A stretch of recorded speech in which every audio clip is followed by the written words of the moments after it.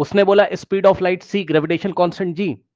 Planck constant h are taken as fundamental unit in the system. जब भी ऐसा question आए तो जिसकी भी डायमेंशन वो पूछ रहा होगा, the dimension of time in this new system, मतलब समझो जरा,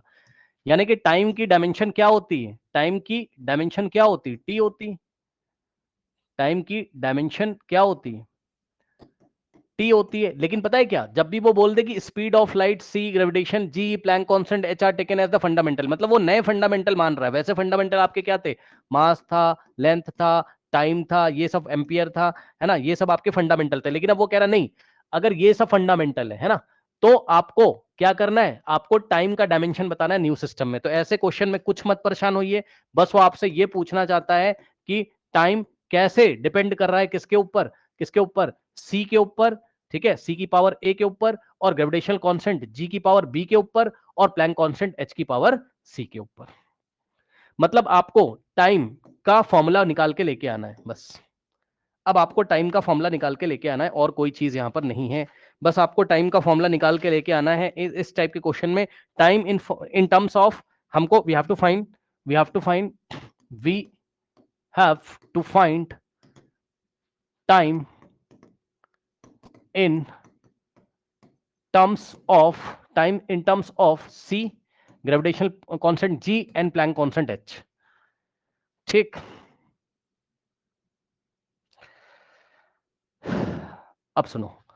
तो यहां से क्या हो जाएगा चेक कर लो, जैसे सवाल करते थे वैसा ही करेंगे,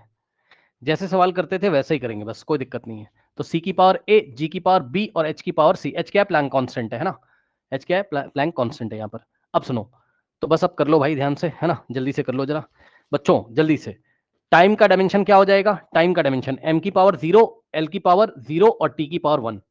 ये टाइम का हो गया है ना, इक्वल टू, अब प्रोपोर्शनैलिटी कांस्टेंट k को लिखेंगे नहीं यहां पर, और c क्या है, स्पीड ऑफ लाइट, c के डायमेंशन क्या होते हैं आपके, speed of light L T minus one, है ना। तो यहां से होगा आपका एल टी माइनस वन की पावर a, और g क्या था, g यूनिवर्सल ग्रेविटेशनल कांस्टेंट था, इसका आपको मैंने निकलवाया था, कॉपी उठा के देख लीजिए, यह आया था m माइनस वन, टी की l की पावर 3 और t की पावर माइनस 2। ठीक, तो इसके डायमेंशन आप निकालोगे, कौन से फॉर्मुले से निकालोगे वो मैंने आपको करवाया है क्लास में, ठीक है। F is equal to G m one m two upon r square से निकाल लीजिएगा अगर आपको याद नहीं है तो। F is equals to G m one m two upon m one m two upon r square से आप निकाल लेना जी का, तो इतना आएगा। ठीक, तो यहां से अगर आप करोगे तो क्या हो जाएगा, जी का हो जाएगा m की पावर माइनस वन की पावर l की पावर 3 और t की पावर माइनस 2 की पावर b, और h क्या था, प्लैंक कांस्टेंट, तो h का निकालोगे तो क्या आ जाएगा,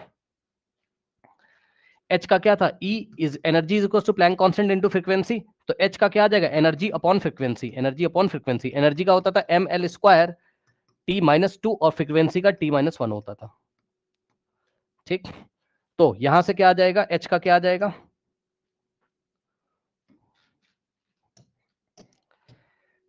h का आएगा एम एल स्क्वायर और टी माइनस वन। ठीक, कर लीजिए, h का M L square T minus one की पावर कितना हो जाएगा यहां पर, c।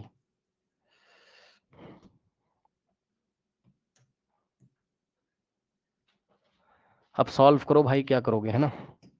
तो यहां से आएगा देखो, l की पावर a और t की पावर माइनस ए, और यहां से आएगा m की पावर माइनस बी और l की पावर 3b और t की पावर माइनस 2b। ठीक, और यहां से आएगा क्या, m की पावर c और l की पावर 2c और t की पावर माइनस c। तो यहां से m की पावर माइनस बी और प्लस c, यानी कि m की पावर क्या हो जाएगा, c और माइनस b, यानी कि c माइनस बी, और l की पावर a और प्लस 3b और plus 2c, a plus 3b plus 2c, और t की power minus a minus 2b और माइनस c। अब इक्वेशन बनाओ, दोनों तरफ इक्वेट करिए,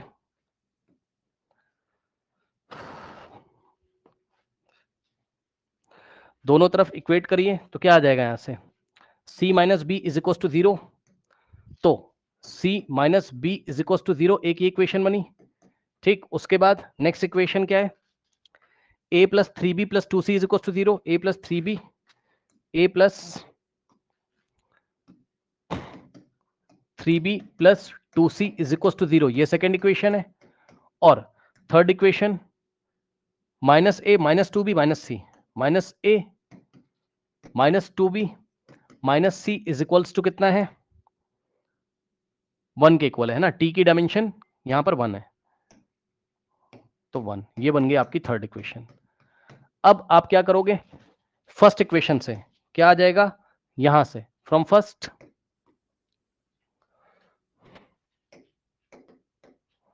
first c is equals to b आ जाएगा, यानी कि b की जगह आप c पुट कर सकते हो या c की जगह आप b पुट कर सकते हो। तो हमने क्या किया,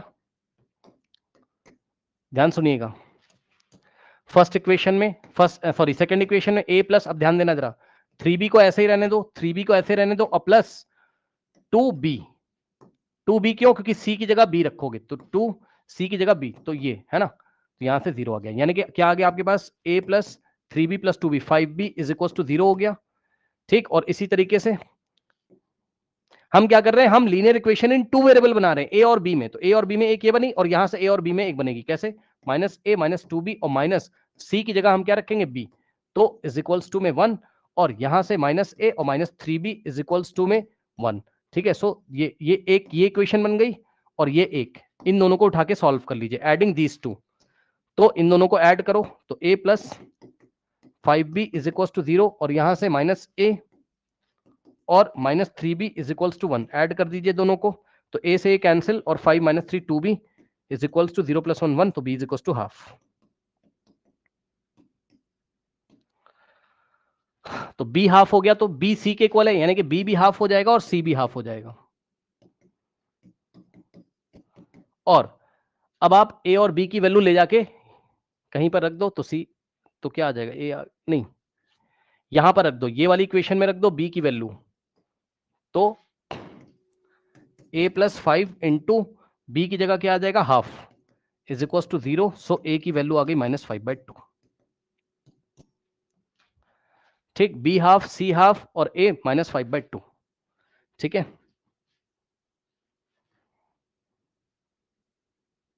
एक बच्चा कह रहा है कि पढ़ने का टाइम नींद आए तो कैसे रिमूव करें। देखो भाई, अगर नींद आए तो सो जाओ, बस, और कुछ नहीं कह सकते, धीरे धीरे आदत पड़ेगी, है ना, अभी नहीं पड़ेगी तुम्हारी आदत, अभी नहीं पड़ेगी, अभी रिस्पॉन्सिबिलिटी आएगी तुम्हारे ऊपर, रुक जाओ धीरे धीरे, अभी डर लगेगा तुम्हें, अभी तो सो जाओ, कुछ नहीं कर सकते हो, टाइम सिखा देगा, परेशान ना हो, अभी तुम्हें डर नहीं लगेगा, अभी एग्जाम नहीं है, बुरा मत मानिएगा, एक बार फेल हो गए, जब एक बार फेल हो गए या खराब परफॉर्मेंस होगा तो आपको नींद नहीं आएगी खुद से ही, अभी रुक जाइए, 3-4 महीने बाद एडजस्ट हो जाएगा, परेशान ना होइए। तो क्या हो गया यहाँ से, टाइम, अब मैं आंसर यहाँ पे कर रहा हूँ, है ना, सो टाइम के आया कैसे, c की पावर a, यानी कि c की पावर हाफ और g की पावर हाफ और h की पावर क्या आ गया, -5/2, है ना, -5/2, सो g की पावर हाफ, c की पावर हाफ और h आ गया -5/2। Option C is the correct option.